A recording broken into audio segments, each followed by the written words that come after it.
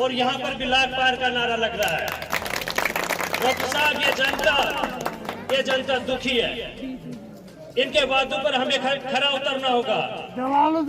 हम लोगों ने सब लोगों ने 10 साल तक वोट दे देकर देख लिया। डॉक्टर साहब, आपको वहां से जयपुर से हमने बुलाया कि आप आइए। ये बानसूर की जनता त्रस्त और त्राहीमाम है। यहाँ की जनता बहुत दुखी है। डॉक्टर साहब, पहले जो एमएलए रही थी कहती थी कि मेरी सरकार नहीं है, मुझे सरकार में आने दीजिए। उन लोगों ने, हम सब लोगों ने सरकार में उन्हें भेजा, उन्हें जिताया, सरकार में उनका हिस्सा बना, उन्हें कैबिनेट मिनिस्टर का दर्जा मिला, उद्योग मंत्री का।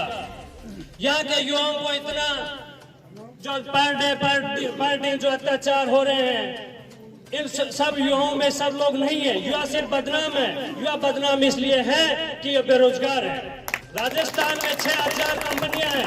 यदि एक कंपनी में बानसूर से 5 व्यक्तियों को भी लगाते तो 25,000 30,000 व्यक्ति बंदे लग जाते। तो हमारे घर सब गरीब के सब गरीब परिवारों के घर में दिवाली अच्छी तरह से मल जाती। परंतु शकुंतला रावत नहीं चाहती है। शकुंतला रावत नहीं चाहती है कि बानसूर का उद्धार हो। वो इस बार भी उनको शर्म नहीं आ रही। इस बार भी वो ये कहती है कि मेरे को एक बार और मौका दो। ये बानसूर की जनता इतनी पागल नहीं है।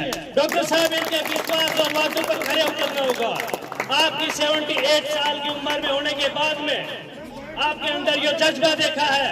आपने ये जज्बा देखा। ये बानसूर की जनता दुखी है, इसलिए आपको आए हैं। और ऐसा नेता जिसको 40 साल का अनुभव हो, बानसूर क्षेत्र का सीमा ज्ञान हो, कौन से कहां पर क्या डेवलप कराना है, वो सारा ज्ञान डॉक्टर रोहतास कुमारी कर सकता है।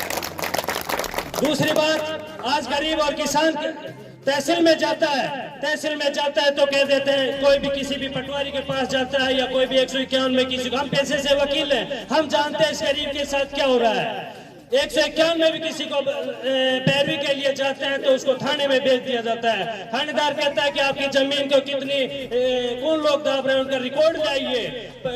वो तहसील में जाता है, तहसील में जाके वापिस थाने में चला जाता है, तब तक दिन छिप जाता है। जब तक दिन छिप जाता है, दूसरे दिन वही किसान वहीं से जाता है तो वही थानादार कहता है कि नई डेट से शुरू कर दिए। 2-3 दिन परेशान होकर वही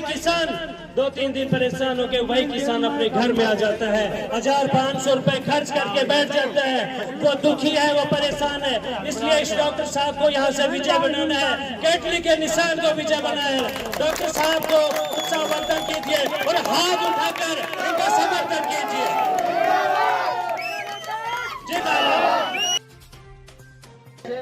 डॉक्टर साहब को मतलब फुल भरपूर आपके बीच में 1993 में डॉक्टर साहब ने वोट दिया था और आपके कूदर मिलाकर 36 को वोट दे रही थी। और कतई भी गूंजना की बूथ में को कमी पा जाए तो भाई कान पकड़ लियो, मैं थाना नहीं मिलूंगा। कोई कसर कौन छोड़ रहा था आपकी बात। और डॉक्टर साहब भी कसर कौन छोड़ेगा अपनी बात। डॉक्टर साहब को भी लास्ट चुनाव से ये भी खुशी आकर पंचायत समिति में कोई कसर को ना पूरा काम निपटा करी करा दे 500 रुपया छोड़ेगा। अब बाबरिया सरपंच एक मिनट अपनी बात। सबको नमन करता हूँ और मैं क्या बोलूँ, मेरे पास कोई शब्द ही नहीं है। मेरी डिक्शनरी में कोई शब्द नहीं है कि किस तरह से आपका आभार व्यक्त करूं।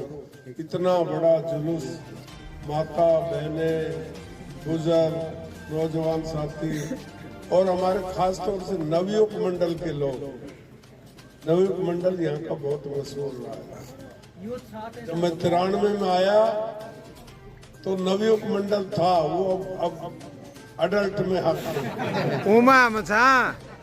वो संरक्षक मैं जो। और आपके जो नवयुवक मंडल है, मैंने वह मेरे पोतो थे। वो न केवल मेरे वोट के लिए दौड़ भाग कर रहा है, बल्कि इस गांव की तरक्की के लिए भी एक्टिव है। नवयुवक मंडल को भी धन्यवाद दूंगा। हमारे बुजुर्गों को मैं बहुत धन्यवाद दूंगा। कई तो ये सोच रहे हैं कि रोहतास को बना के ही जाएंगे हम। मेरे बुजुर्गों का हमेशा मुझे आशीर्वाद रहा। शुरू से मेरा आशीर्वाद रहा। जब मैं देख लेता था पहले कि बुजुर्ग कोई बैठा है तो मैंने कहा गुजड़ी वाला बैठा है, मेरे को संभाल लेगा, कोई गड़बड़ नहीं। बाबरिया गांव में मेरी एक्टिविटीज शुरू से ये रही। बाबरिया गांव का नाम बांध टूटा हुआ था, 62 में टूटा हुआ, और इस बांध को मैंने बंधाया। उस जमाने में कोई बांध बांधने के सरकारों के पास पैसे नहीं होते थे इतने। 10 लाख रुपया हमको टोटल एंटाइड फंड का मिलता था, लेकिन मैं भी राजस्थान के खजाने से स्वर्गीय भैरू सिंह शेखावत साहब से विशेष रिक्वेस्ट करके कि मैं बाबरिया बांध का पैसा लेके आया और मंत्री को लाया और बाबरिया बांध मैंने बनवाया। 162 गांव और 92 गांव और ढाणियों को मैंने ग्रेवल सड़क से जोड़ा, और जब प्रधानमंत्री सड़क योजना आई तो पूरे राजस्थान में सबसे पहले काली सड़क बानसूर की। बिजली घर नहीं था बानसूर में, मैं सबसे पहले 132 केवी का बिजली घर लेके आया। बहुत सारे काम किए, वो अब मुझे याद नहीं, पर इतना जरूर याद है कि मैं आपकी उम्मीदों पर मेरे ख्याल से खरा उतरने की कोशिश की, और वही प्यार, आपका लगाव, और ये आज मुझे नजर आ रहा है। इतने 10 वर्ष का गैप होने के बावजूद भी आपने इसलिए मुझे अपने कंधों पर उठा लिया कि यही काम कर सकता है, और सबको देख लिया यही आदमी काम कर सकता है। वो कवाओ तो नया 9 दिन और पुराना 100। तो आपने 100 दिन वाले को अडॉप्ट किया। मैं आपको विश्वास दिलाना चाहता हूँ कि अब की बार जो आप दुकान मेरी लगाने जा रहे हो, दुकान आप लगा दो थोक का भाव परचूनी की नहीं चलेगी अपने यहाँ, क्योंकि काम बहुत करने हैं। यहाँ तो थोक की दुकान चलेगी, थोक की दुकान चलाएंगे। और ये बेरूपीय कुछ डोल रहे हैं जो नेता के रूप में भेड़िया का काम करते, हड़पते पैसा, दाम हड़पते, खा गए। हमारा एक चमन, एक बाग बगीचा बानसूर का बड़ा था, उसको नोच नोच कर खा गए, कुछ छोड़ा ही नहीं। किसान को तो जीरो करके रख दिया इन लोगों ने। खेत में पानी नहीं, पीने घरों में पीने का पानी नहीं। हमारी माता बहनों के लिए जब खाना बनाने जाती है तो बिजली गुल हो जाती है। बच्चे रात को ट्यूशन करने जाते हैं तो बिजली गुल हो जाती है, पढ़ते हैं तो बिजली गुल हो जाती है। कंपटीशन में 1-2 लाख रुपया महीना का खर्च करके पेरेंट्स अपने खून पसीने की कमाई से इनको जयपुर, दिल्ली, अलवर पढ़ाते हैं, और उस पढ़ाई के बाद जब ये 100 नंबर लाते हैं तो इनको जीरो कर दिया जाता है, और जीरो को हीरो कर दिया जाता है। ऐसे जंगल राज को बिल्कुल जंगल राज रहा। थानेदार एजेंट का काम करने लगे, डकैतों के एजेंट बन गए, और मंत्री की सह पर मंत्री ने कह दिया कि फलाना सरपंच को गिरफ्तार कर लाओ, उसको गिरफ्तार कर लाओ। एक टेरर पैदा कर दिया, टेरर पैदा। लाखा का नांगल का क्या हाल हो आप सोच नहीं सकते। मैंने मेरी आंखों से देखा, वहाँ की हमारी महिलाओं पर मुकदमे दर्ज हो गए। महिलाएं छुप गई, कोई पियर में चली गई तो कोई मामा के चले। इस तरह के हालात मैंने देखे। मैं उस गांव में गया, मैं कोई नहीं, मैं सबसे पहले उस गांव में गया तो ऐसा लगा जैसे अजबगढ़ भानगढ़ में घुस गया, कोई नजर नहीं आया। तो इस तरह के हालात बनाए। और फिर गहलोत साहब ने कहा तो शेर नहीं है। अरे शेर नहीं है तो ये थोड़ी अपना ही बाड़का न खा जाए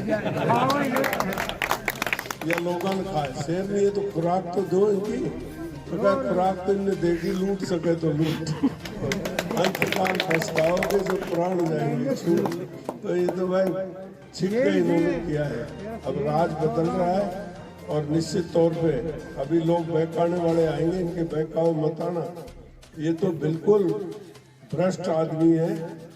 जिनको टिकट मिला है, जिनको टिकट मिला है बीजेपी का, वो कभी बीजेपी में रहा ही नहीं, कभी बीजेपी में नहीं रहा। बीजेपी के खिलाफ चुनाव लड़ा, और जब रुपया देकर ना कंडा खींच रहा है। अब इतना रुपया खर्च किए कि मैं तो सुन के हैरान हो गया। इतना पैसा, और ये चौथ वसूली करेगा बाद में बनने के बाद। ये कौन सा पेड़ पर कोई खाल थोड़ी छोड़ेगा। तो ऐसे लोगों को जो भ्रष्टाचार में लिप्त हो उनको भगाओ, बिल्कुल भगाओ, उनके लिए कोई जगह नहीं होनी चाहिए।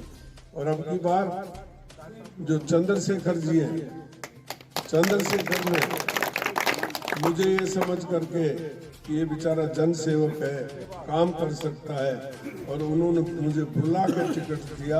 और उस टिकट के बाद तो फिर हवा ऐसे चली, चील गाड़ी बन गई हवा से।